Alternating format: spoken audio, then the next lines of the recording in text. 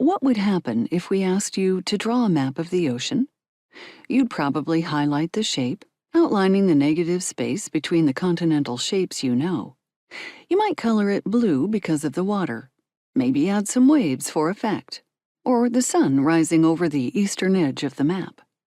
If we then told you the ocean is changing faster than it has ever changed before, yet none of those things are changing, you might reasonably ask, what do we mean? Even though 1/3 of the people on this planet live within 60 miles of a coast, the ocean appears as a featureless expanse for most of us. It is an open blue palette, separating the places where life happens. In reality, it is a mosaic as breathtakingly nuanced as the fields and cities and hills and valleys we know on land. And that mosaic is experiencing unprecedented change. Coral reefs turning white, animals migrating to unusual places, ice sheets melting, and fish stocks that people have relied on for millennia dwindling.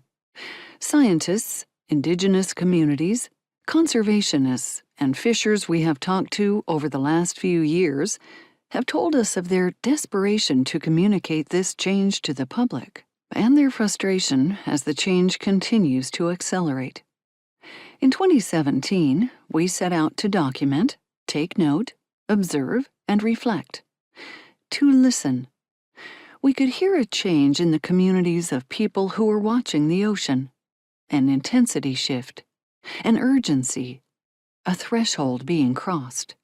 And so we did just that.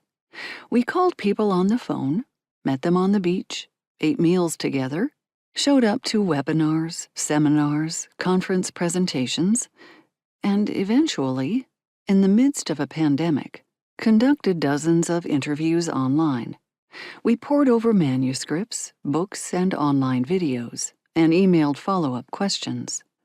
People invited us into their living rooms, backyards, and neighborhood cobble beaches. For this, we are especially grateful. In researching this book, we were entrusted with stories and histories of connection to the coast and ocean. We do the best we can to introduce you to these storytellers.